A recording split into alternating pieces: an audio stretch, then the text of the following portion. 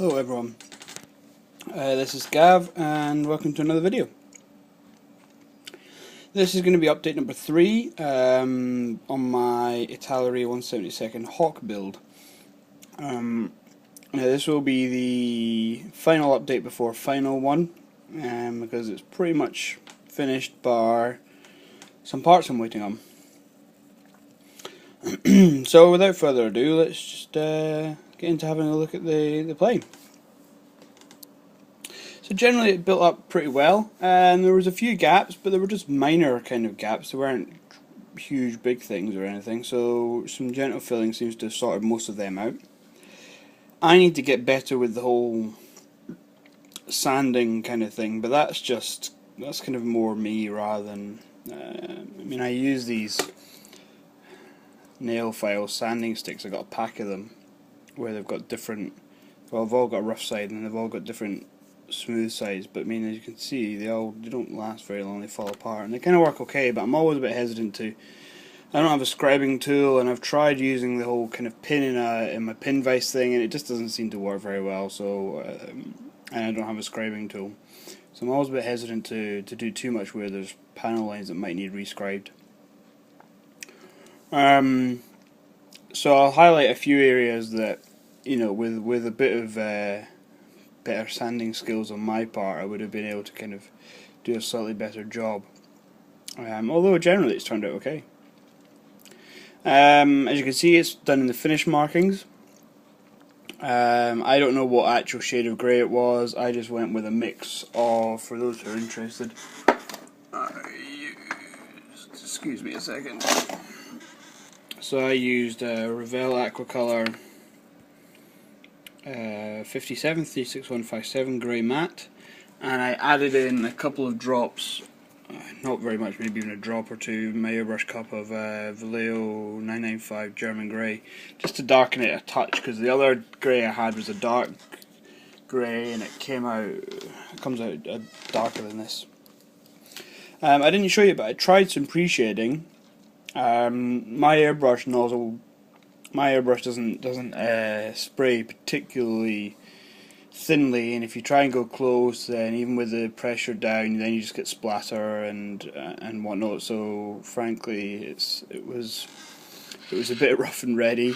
But actually, if you look on the tail there, hopefully you can actually see it. It actually worked on the tail, although on the wings and stuff it's all disappeared. But on the tail it worked.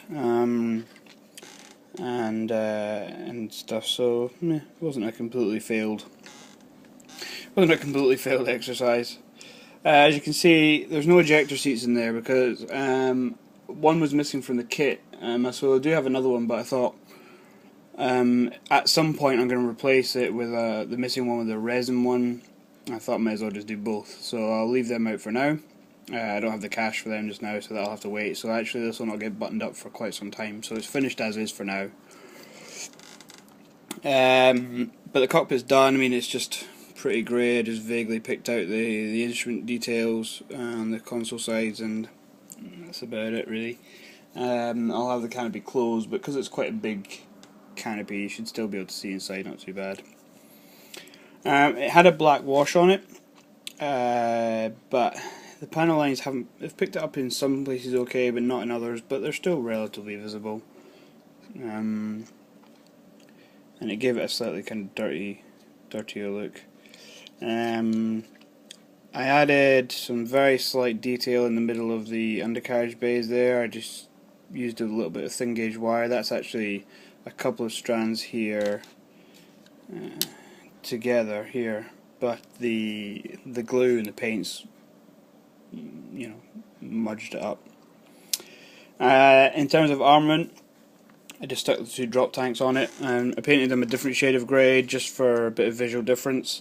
There is a slight gap / seam around them still a little bit. I did try to fill that, but I said that Vallejo putty, it's okay, but for really small seams like that, it's actually not very good, because it has a tendency to stick to itself more than the plastic, if you see what I mean. So when you come to kind of scrape it off or sand it off, it has a habit of lifting out whatever's in the gap as well as the stuff you're taking off.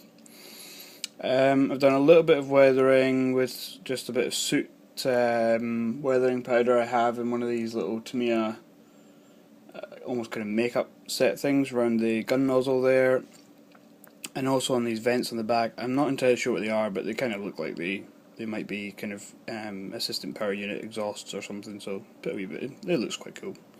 And a touch around the tailpipe area as well. That's just a bit of dirt there. The decals were pretty good considering it's a relatively older kit now. They were all clear, they were all flat, and they're very brightly coloured actually. The windows are nice and bright. They're a bit shiny, but the entire plane will get either a coat of matte or possibly a coat of satin just once everything's finished. So I've got the undercarriage bay doors.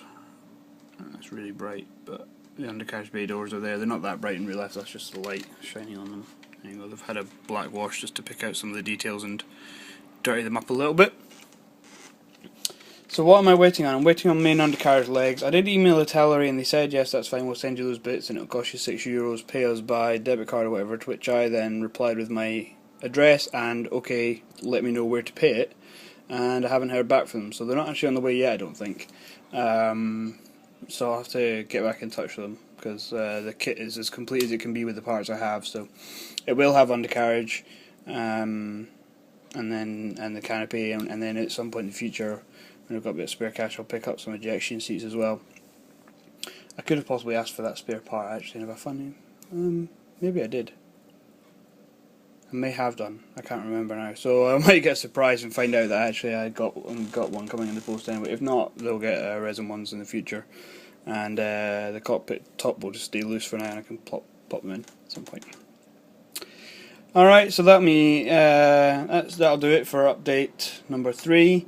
Give me your comments, your criticisms, any kind of wee tips on how to really get flush seams. I mean, again, I tried better on the nose there, but there's still a slight rough kind of seam and whatnot. Any tips on what to use? I've got the fillers I have, for those who just so you know, I've got the Vallejo plastic putty, which is quite good. I mean, I used that on the wing root and actually it worked quite well. And I've got some of the Games Workshop liquid green stuff, but I'm running out of that, and it's okay. I did actually end up using some of that on the back here, as you might have seen in the last video, and it's worked a little bit better, but it sands a bit better than this stuff does. It's a bit plasticky, this Vallejo stuff. So yeah, any help with that would be appreciated, because it's not ruining models of mine, but it's kind of the sort of thing that shouldn't be even a point to be concerned about at the kind of stage of modelling I feel like I'm at now. So so any help from those who are in the know with that would be quite good. Yeah, and the next update you'll see on this should be, well, it might be several weeks away once I've got the undercarriage, so this will probably be it for now, but the next update you'll see on this should probably be a picture slideshow of the final build. But at the moment, as I said, the body's not going to change anything from now until then. So, all right. So that's that. I think that's about it. So yeah, the sun's finally come out today. I don't know if you can see that. Look. I know that the rest of the UK has been nice and sunny for a while now, but it's been pissing with rain here for the last couple of days and stuff. And we've got a nice, it's about 17 degrees or so today, I think. And the sun's out. But apparently it's supposed to go back to being wet and miserable for the rest of the week. Oh joy. Anyway, I'll cut this off before it gets to 10 minutes. This video will probably be uploaded on Wednesday, so by the time you watch this it'll be Wednesday. I'm filming this on Tuesday afternoon, so it might well be raining again by the time you watch this.